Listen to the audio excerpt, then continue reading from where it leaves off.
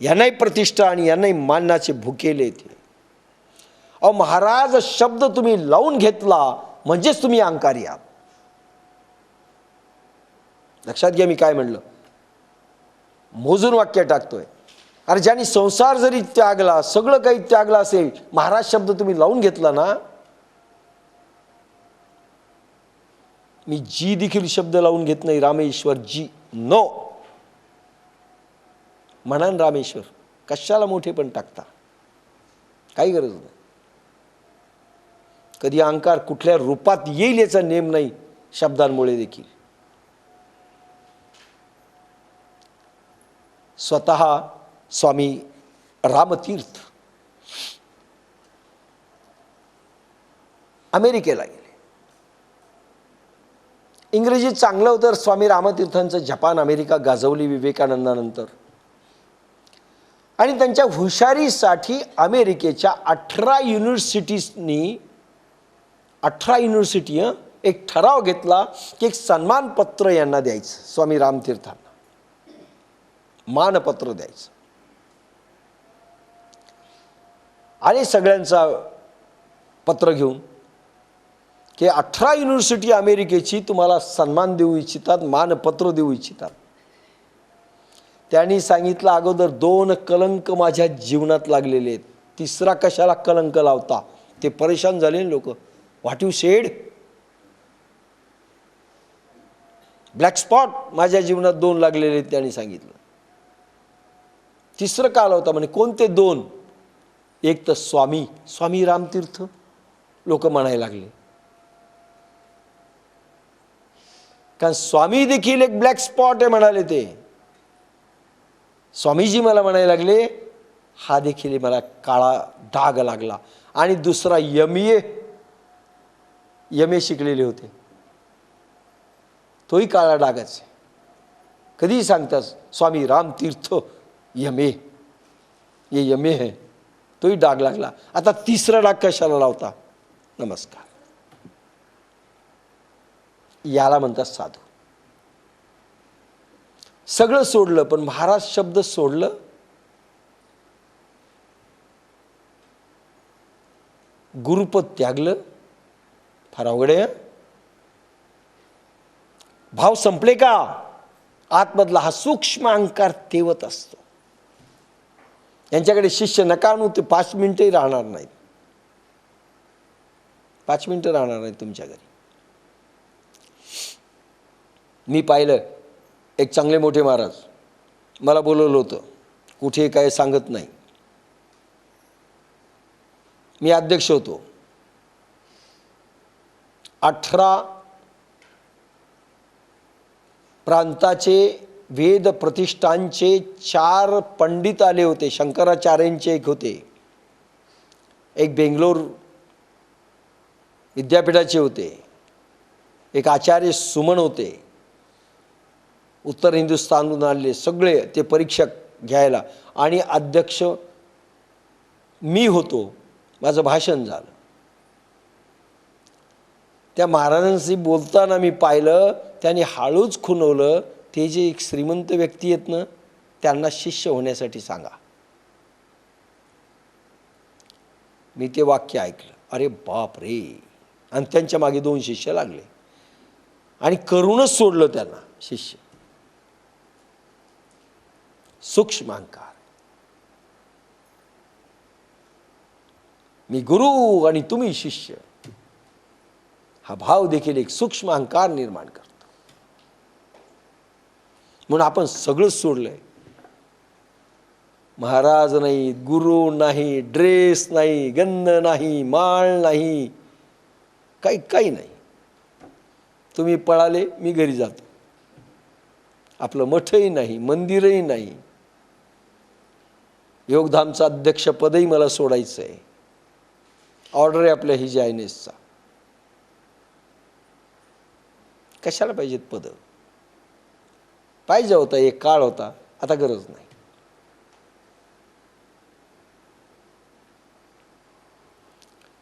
हा सूक्ष्म अहंकार आहे. पायातली बेडी आहे. पद, प्रतिष्ठा, मान, सन्मान अरे एखाद्या महाराजांना, एखाद्या चांगल्या कीर्तनकाराला तुम्ही पैसे देऊ नका, त्याला राग येतो. त्याचं तुम्ही बरोबर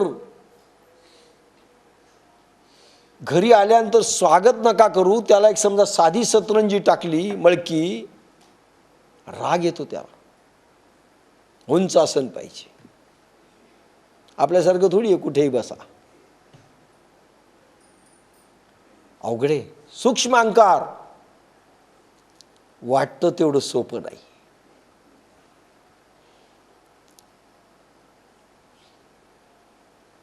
तो मुक्त नाही, पायात बेडे अडकून फिरतो तो महाराज, ते संन्याशी. म्हणून संन्याशी नाही, मान्यता, रूढीगत, परंपरागत, आखाडा, रूढीगत चालतं. आमच्याकडे रोज 6ला आरती होत असते, नंतर महाप्रसाद होत असतो, नंतर हे होत असतं, सकाळी असं प्रवचन होतं, दुपारी. एक रूढी, त्याच्यातही एक अहंकार निर्माण होतो की गेली 25 वर्ष झालं 6 वाजता प्रार्थना चालते, ती कधीच चुकली नाही, बस. त्याचा एक अहंकार असतो. आमच्याकडे ह्या पद्धती आहेत, ह्या पद्धतीने आज गेली 40 वर्ष झालं आमचं चाललेलं आहे, त्याचाही अहंकार असतो.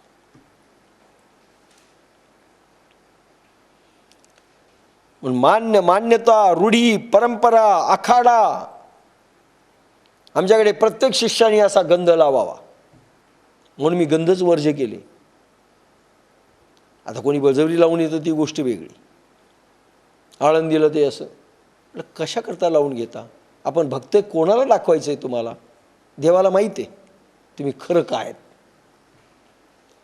ज्याला माहीत आहे तो ओळखतो, आणि नाही माहीत त्याला दाखवता कशाला? तुम्ही फारच भक्त आहेत.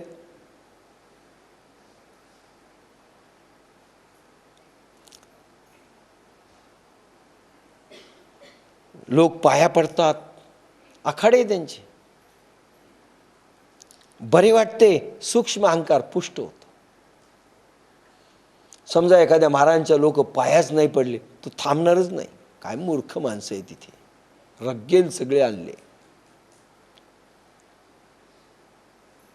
सूक्ष्म अहंकार आहे, अहंकार पुष्ट होतो. अहंकार जाळायचा जर असेल ना, ध्यानाच्या अग्नीत अहंकार जळतो.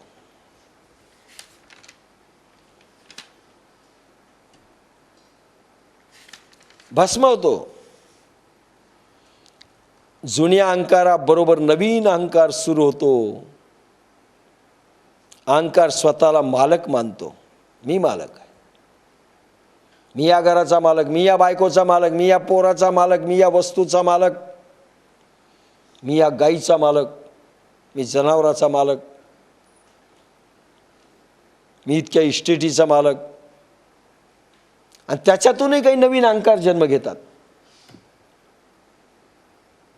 अहंकार स्वतःला मालक समजतो, स्वतःमध्ये भेद मानतो. मालक, सेवक, श्रेष्ठ, कनिष्ठ.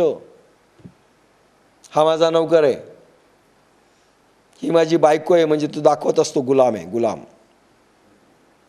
मी श्रेष्ठ आहे, हे माझे 4 मित्र आहेत, पण असं दाखवतो. पण हे 4पैकी मलाच गोल्ड मेडल मिळालं बरं का. 4ही डॉक्टर आहेत आम्ही, पण मग मी गोल्ड मेडल आहे. ते बाकीच्याची तोंड उतरतात.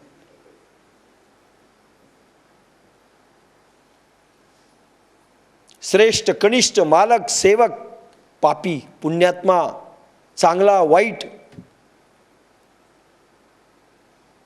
अहंकारच भूत व भगवान मधील भेद उभा करतो. भूत कोण, भगवंत कोण, चांगला कोण, वाईट कोण, अहंकारामुळेच येतं.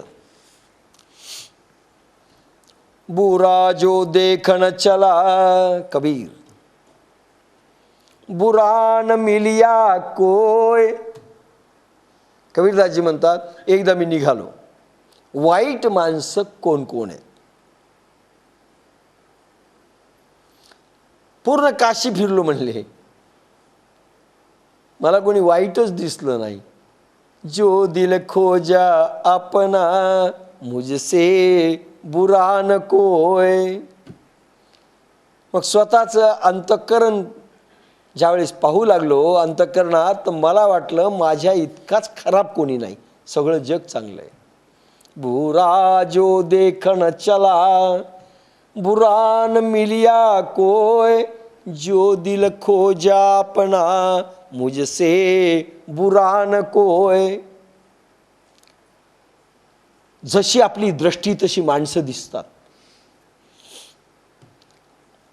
एकदा द्रोणाचार्यांनी लहान लहान पोरं असताना दुर्योधन म्हणजे कौरव आणि पांडव शिष्य होते त्यांचे, पण नेहमी कौरव जळत असत, विशेषतः दुर्योधन दुःशासन पांडवावर. प्रश्न केला गुरुजींनी द्रोणाचार्यांनी की दुर्योधन ह्या राज्यात जाऊन पाय, गावामध्ये यादी तयार कर की वाईट माणसं किती आहेत. 4 पाई घेतली, एक चौकामध्ये मांडली. त्यावेळेस काही पोलिस नसायची फार. आज आज तुम्ही नाही मांडू शकत, उचलतील, नाही तुम्ही बसाल घेऊन. आपल्या चौकात बसले आणि चालायला लागले. देसाई मोरे गेले, म्हणजे चांगले आणि वाईट 2 लिस्ट आणले. संध्याकाळी म्हणजे काय झाली, कशी लिस्ट तयार झाली, सगळेच वाईट आहेत म्हणली, एक चांगला नव्हता, एक चांगला नव्हता. सुजाता भंडारे वाईट, देसाई मोरे वाईट, पोखरणा वाईट, मधुकर बोरीकर वाईट, कुलकर्णी साहेब दिसले वाईट, सगळं त्यांना वाईट वाईट रेट केले. काही दिवसांनी अर्जुनाला सांगितलं, अर्जुना जा आणि जरा पाय बरं वाईट माणसं किती आहेत. त्यांनी सगळं पाहिलं, नाही धर्मराजाला पाठवलं, सॉरी धर्मराज गेले, लिस्ट आणली, सगळेच चांगले आणि एकच नाव वाईटामध्ये ते स्वतःचं टाकलं, मीच वाईट आहे म्हणून. सगळे चांगले होते. ज्याची दृष्टी निर्मळ आहे त्याला सगळे शुद्ध दिसतात, आणि ज्याची दृष्टी कामी असेल ना त्याला सगळ्या बाया वेश्या वाटतात.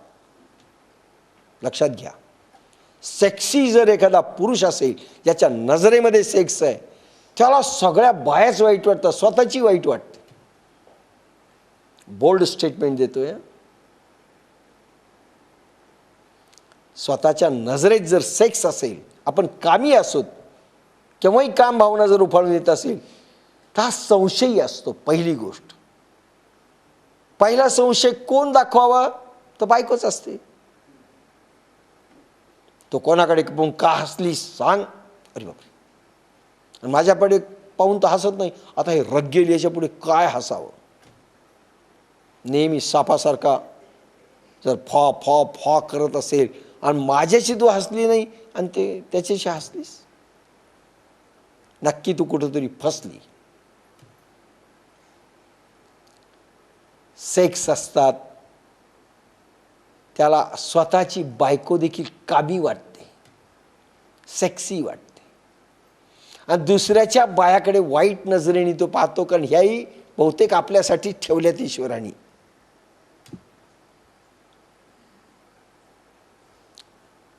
बायांचंही तसंच आहे. जी सेक्सी असते ती स्वतःच्या नवऱ्याला संशय ठेवते, आणि दुसऱ्या पुरुष हे फालतूच असतील तिला वाटतं, नक्की फालतू असतील. प्रत्येकजण ह्या जगात फालतू आहे असं ती म्हणते.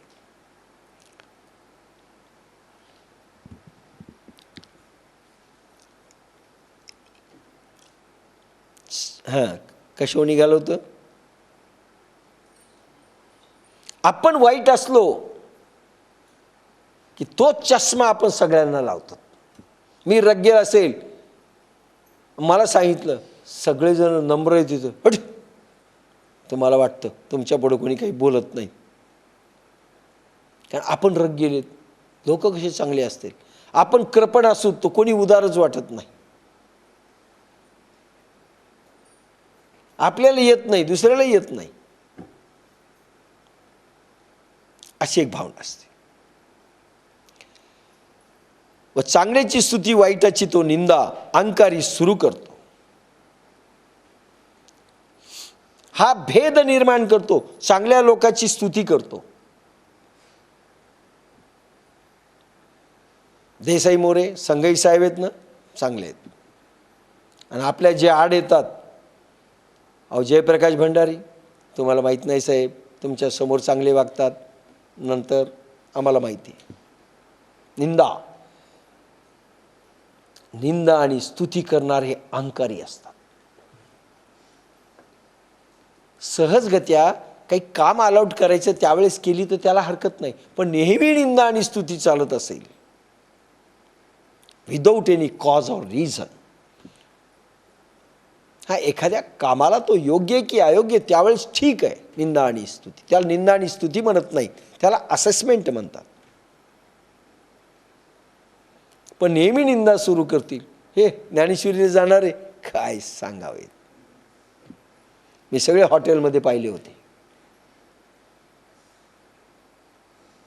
निंदा आणि स्तुती. वाईटाची निंदा अहंकारी सुरू करतो, ज्यावेळेस भेद निर्माण करतो व अहंकार जाण्यासाठी प्रयत्न केला तर मोठा अहंकार निर्माण होतो. तुम्ही या अहंकारी माणसाचा प्रयत्न करा अहंकार जाण्यासाठी. आता समजा आम्ही म्हणलं, जोशी तुम्ही लिहिता चांगलं गड्या, पण नम्र नाही आहेत. झालं. सोमानी साहेब स्वतःला काय समजतात? ते नम्र आहेत का?